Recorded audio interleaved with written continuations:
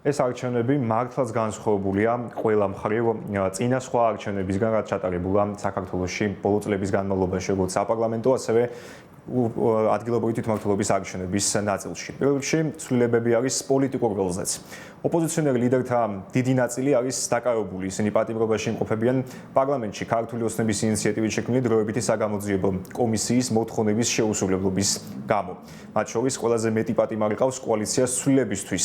ნიკა გვარამია, ნიკა მელია, ელენე ხოშტარია და ასევე ზურაბ გირჩი-ჯაფარიძე. მათგან ელენე ხოშტარია არ არის დაკავებული ქართული ოცნების ინიციატივით შექმნილი დროებით საგამოძიებო კომისიის მოთხოვნის შეუსრულებლობისთვის, დანარჩენები კი სწორედ ამ ბრალდებით იმყოფებიან პატიმრობაში.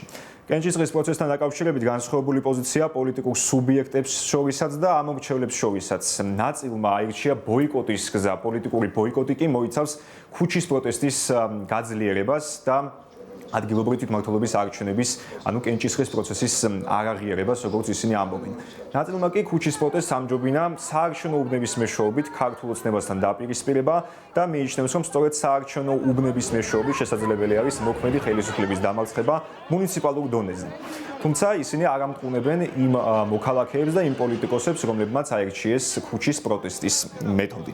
ოპოზიციიდან არჩევნების გზა აირჩიეს კოალიციამ ლელო ძლიერი საქართველო და პარტიამ გახარია საქართველოსთვის.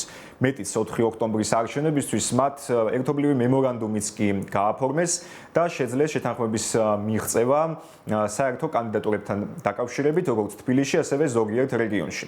თუმცა აღსანიშნავი არის ის ფაქტიც, რომ გასულ წელს ზუსტად 1 წლის წინ საპარლამენტო არჩევნების დროს სალომე ზურაბიშვილის მეშვეობით ამ ორმა პოლიტიკურმა სუბიექტმა ამ შეთანხმებას ვერ მიაღწია, მაშინ მამუკა ხაზარაძე და გიორგი გახარია კონკრეტულ საკითხებზე ვერ თანხმდებოდნენ. რაც შეეხება არჩევნებში ექს-პრემიერის პარტიის მონაწილეობის საკითხს, მართალია პარტია გახარია საქართველოსთვის ამ პროცესში მონაწილეობს, აქტიურად არის ჩართული და მომხრე არის სწორედ საარჩევნო გზით ცვლილებების, პოლიტიკური ცვლილებებისა, თუმცა თავად ექს-პრემიერი ამ პროცესში აქტიურად არ არის ჩართული. ის იმყოფება საზღვარგარეთ უკვე რამდენიმე თვეა და გერმანიაში ბინადრობის უფლებაც კი მიიღო. გიორგი გახარია არაერთხელ იყო, უბრალოდ ორჯერ იყო დაბარებული ქართული ოცნების ინიციატივით შექმნილ დროებით საგამოძიებო კომისიაზე, მათ შორის 20 ივნისის საქმესთან და ეგრეთ წოდებული ჩორჩენას საგუშაგო საქმესთან დაკავშირებით. მოგვიანებით მან დატოვა ქვეყანა და ერთ-ერთ ასეთ დაბარებას ვიდეო ფორმატითაც კი ჩაერთო.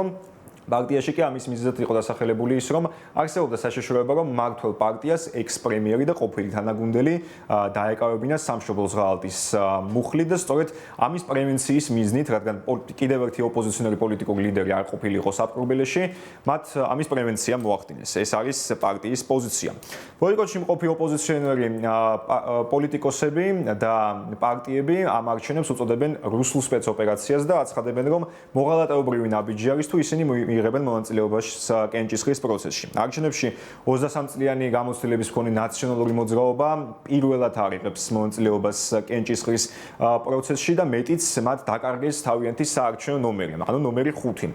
საარჩევნო ნომრის გარეშე დარჩა ასევე კოალიცია ცვლილებისთვის, რომელმაც საპარლამენტო არჩევნებში გასულ წელს ოპოზიციურ პარტიებს შორის საუკეთესო შედეგი აჩვენა.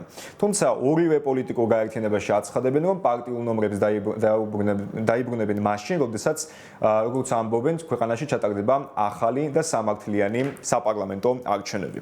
ადგილობრივი თვითმმართველობის არჩევნებში ცვლილებები არის სადამკვირვებლო ნაწილშიც. პირველად არჩევნებს არ დააკვირდება ეუთო ოდირი. ამ ორგანიზაციის მოწვევა არ მოწვევის საკითხთან დაკავშირებით ქართულმა ოცნებამ პოზიცია რამდენჯერმე შეიცვალა. თავდაპირველად პარტიის ლიდერები აცხადებდნენ, რომ არ აპირებდნენ ეუთო ოდირის შეწუხებას, როგორც ამბობდნენ, და მოწვევას ადგილობრივი თვითმმართველობის არჩევნების მსგავსი კენჭისყრის პროცესისთვის. კერძოდ, უფრო კონკრეტულად ლიდერები ამბობდნენ, რომ ამის მათი მოცდენის საჭიროება არ იყო, თუმცა მოგვიანებით მართლმა პარტიამ პოზიცია შეიცვალა. კერძოდ, არჩევნებამდე 4 კვირით ადრე, 6 სექტემბერს პრემიერმა ირაკლი კობახიძემ განაცხადა, რომ სპეციალური მოწვევა ეუთო ოდირს უკვე გაეგზავნა. თუმცა საპასუხოდ მმართველი პარტიის შეთავაზებისა და მოწვევისა ეუთო ოდირმა განაცხადა, რომ ყველანაირი ვადა, რაც საჭირო იყო გრძელვადიანი სადამკვირვებლო მისიის მოწევასთან და ჩამოყვანასთან დაკავშირებით, იყო ამოწურული და შესაბამისად ისინი ვერ დააკვირდებოდნენ ადგილობრივი თვითმმართველობის არჩევნებს.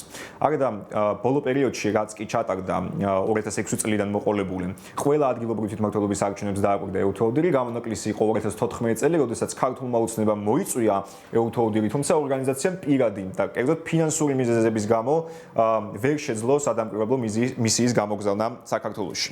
რაც შეეხება სადამკვირვებლო პროცესს ადგილობრივი დამკვირვებელი ორგანიზაციების დონეზე, პირველად ასევე 30 წლიანი მუშაობის მანძილზე ამ პროცესს გამოეთიშა ორგანიზაცია ისფედი, სამართლიანი არჩევნები, ასევე 31 წლიანი მუშაობის ფარგლებში სადამკვირვებლო პროცესს არ დააკვირდება არც საქართველოს ახალგაზრდა იურისტთა ასოციაცია და 25 წლიანი გამოცდილების მქონე საერთაშორისო გამჭვირვალობა საქართველო. TIS და ისფედის შემთხვევაში დამატებით მიზეზად დასახელებული არის საბანკო ანგარიშების დაყადაღება.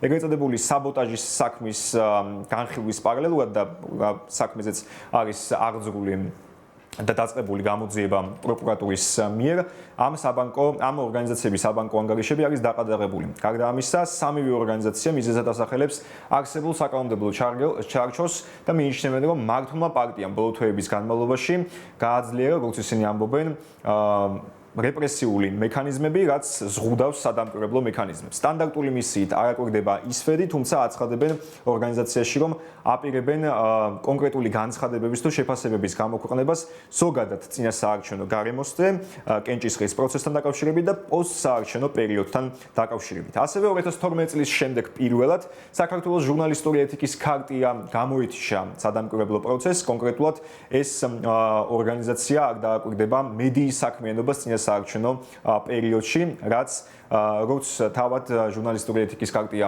აცხადებს, მედია სტანდარტებისთვის ზიანის მომტანი იქნება.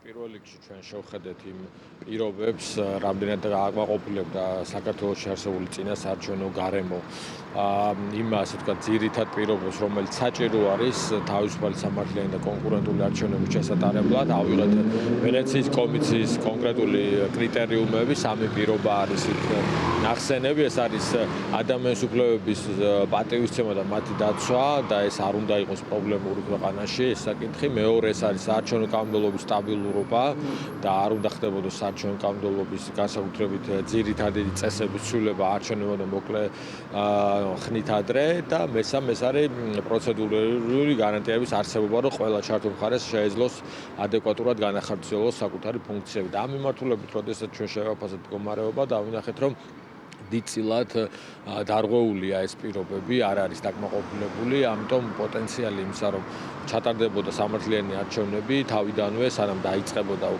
აქტიური წინასაარჩევნო პროცესები, უკვე საკმაოდ შემცირებული იყო და შეზღუდული იყო ეს შესაძლებლობა. ამას დაემატა ის, რომ კონკურენციის კუთხით საკმაოდ დაზიანებული არის ეს არჩევნები და ოპოზიციური პარტიების გარკვეული ნაწილი და მნიშვნელოვანი ნაწილი არ მონაწილეობს არჩევნებში და შესაბამისად კონკურენცია ნაკლები იქნება, რითაც რა თქმა უნდა ზიანდება საარჩევნო პროცესი, არჩევნებისთვის კონკურენცია არის ერთ-ერთი ყველაზე მნიშვნელოვანი საკითხი, ამუშავოს არჩევანი თუ არ აქვს, ეს უკვე არჩევნები აღარ არის, რეალური არჩევანი როდესაც არ აქვს და დანარჩენი მიზეზები ძირითადად დაკავშირებული იყო იმ ტექნიკურ ორგანიზაციულ ფინანსურ საკითხებთან, რომელიც სამწუხაროდ ძალიან პრობლემური არის ბევრი სამოქალაქო ორგანიზაციისთვის დღეს საქართველოში, მათ შორის ჩვენი ორგანიზაციისთვის მოგეხსენებათ, რომ ჩვენ საბანკო ანგარიშები გვაქვს დაყადაღებული პროკურატურის მოთხოვნით და შესაბამისად მოკლებული ვართ რესურსებს, რომ არჩევნებს ადეკვატურად დავაკვირდეთ და მთლიანობაში ამ მიზეზებმა გამოიწვია ის, რომ ჩვენ არ გვეყოლება არჩევნების დღეს მოკლევადიანი სადამკვირვებლო მისია. ჩვენ გარკვეულ საკითხებს ვუყურებთ, ანუ გრძელვადიანი დაკვირვება გარკვეული შეზღუდული მისიით, მაგრამ მაინც გვაქვს და გარკვეულ კვლევებს, განცხადებებს ამ ცალკეულ ასპექტებთან დაკავშირებით არჩევნების ასევე გამოვაქვეყნებთ. არ იქნება ეს სრულყოფილი ანგარიშის სახით, როგორც ვაკეთებდით სტანდარტულად, ყველა ასპექტს ვერ მოიცავს, მაგრამ განსაკუთრებით მნიშვნელოვანი პრობლემურ საკითხებს მაინც შევეხებით განცხადებების ფორმით. ანუ ამას გულისხმობდით, რომ სტანდარტული მისია არ გვეყოლება, მაგრამ მაინც თვალყურს ვადევნებთ ამ პროცესებს. მართალია 4 ოქტომბრის არჩევნებს ავტორიტეტიანი ორგანიზაციები არ დააკვირდებიან, თუმცა ეს არ ნიშნავს იმას, რომ სადამკვირვებლო ორგანიზაციების გარეშე რჩება კენჭისყრის პროცესი და წინასაარჩევნო გარემო. CESCO-ს მონაცემებით 29 საერთაშორისო ორგანიზაცია არის დარეგისტრირებული, რათა დააკვირდეს კენჭისყრის პროცესს, თუმცა მათ შორის არიან დამკვირვებლები გაერთიანებული სამეფოდან, თურქეთიდან, მეზობელი სახელმწიფოებიდან, გარდა ოკუპანტი რუსეთისა, ასევე ფიჯის რესპუბლიკიდან, იორდანიიდან, ყირგიზეთიდან, უზბეკეთიდან, უნგრეთიდან და სხვა სახელმწიფოებიდან. CESCO-ში აცხადებენ, რომ ეს არჩევნების ლეგიტიმაციის საკითხს ეჭქვეშ არ დააყენებს, ამბობენ იმასაც, რომ ეუთო ოდირის სადამკვირვებლო მისიის არ ჩამოსვლა და არ ყოფნა არის, რა თქმა უნდა, პრობლემა, თუმცა დიდ პრობლემას არ შეუქმნის საერთო ჯამში, როგორც საარჩევნო ადმინისტრაცია განმარტავს კენჭისყრის პროცესს და არჩევნების ლეგიტიმაციის საკითხს. ეს საკითხი მათ შორის იყო საკვანძო იმ მხრივაც, რომ CESCO მუდმივად საუბრობს, რომ სწორედ ეუთო ოდირის დასკვნები და რეკომენდაციები არის საარჩევნო ადმინისტრაციისთვის საკვანძო და სამაგალითო. თუმცა ასევე საარჩევნო ადმინისტრაციაში განმარტავენ, რომ 4 ოქტომბერს ამორჩეველს საარჩევნო უბანზე რამდენიმე სიახლეც დახვდება და მათ შორის შესაბამისი კვალიფიციური ტრენინგები გაიარეს დამკვირვებლებმა, რომელთა საქმიანობაშიც ხშირად ეჭვი ეპარებათ ხოლმე როგორც ამორჩევლებს, ასევე ოპოზიციონერ პოლიტიკოსებსაც. რაც შეეხება ეუთო ოდირის მისიას, ცხადია, ამ შემთხვევაში თუ საუბარია დასკვნებზე, ცხადია, რომ ეს დასკვნები არსებობს შარშანდელი არჩევნებიდან და ჩვენ გვაქვს სამწუხარო ფაქტი, რომ ამ დასკვნასთან მიმართებაში არ არის ერთგვაროვანი აღქმა, რბილად რომ ვთქვათ. განსხვავებით საარჩევნო ადმინისტრაციისგან, რომელიც ამ დასკვნას კითხულობს მთლიანად და შესაბამისად იქ ასახულ რეკომენდაციებს ეცნობა და შეძლებს დაგვარად ახორციელებს კიდეც. ასე რომ ამ არჩევნებისთვის ეუთო ოდირის წინა არჩევნებთან დაკავშირებული დასკვნიდან ბევრი რამ გათვალისწინებულია, ნაწილი არის დამუშავების პროცესში და შესაბამისად ჩვენ მივყვებით ეუთო ოდირის დასკვნას მიუხედავად იმისა, რომ ამ არჩევნებზე ეუთო ოდირის მისია არ იქნება. განსხვავებით ეუთო ოდირისგან ყველა დანარჩენმა ორგანიზაციამ, ვინც კი მიმართა საარჩევნო ადმინისტრაციას და ჰქონდა საკანონმდებლო საფუძველი, ყველა მათგანი დარეგისტრირდა. ასე რომ ამ შემთხვევაში საკმარისი იქნებოდა მათი სურვილი და ისინი ცხადია, თუ კი დააკმაყოფილებდნენ კანონის მოთხოვნებს, იქნებოდნენ დარეგისტრირებული. ამ მომრჩეველს აუცილებლად დახვდება შესაბამის საარჩევნო უბანზე შესაბამისი უსაფრთხო გარემო იმისთვის, რომ მათ უზრუნველყოს საკუთარი კონსტიტუციური ნების უსაფრთხოდ და მშვიდ გარემოში გამოვლენა და აღსრულება. მიუხედავად იმისა, რომ ეს არ იყო რეალურად, ასე ვთქვათ, დადასტურებული ფაქტები, საარჩევნო ადმინისტრაციამ, როგორც პასუხისმგებელმა ორგანომ, გაითვალისწინა შესაძლო სპეკულაციური განვითარება ამა თუ იმ საკითხის და მანქანაზე ხმის მიცემს, სადაც თქვენ ბიულეტენს შეაცურებთ, დამონტაჟებულია სპეციალური საფარი ისე და იმგვარად, რომ ვერავითარი მექანიკური საშუალებით, ვერავითარი გადამღების საშუალებითაც კი არ იყოს სივრცე იმისთვის, რომ ბიულეტენის თუნდაც უკანა ნაწილი გამოჩნდეს. არ დაგვავიწყდეს შარშან ჩვენ უპრეცედენტო ტექნოლოგიური ინტერვენცია გქონდა პროცესში ამ რთულ არჩევნებში და შესაბამისად ამ პროცესმა ჩაიარა უმტკივნეულოდ.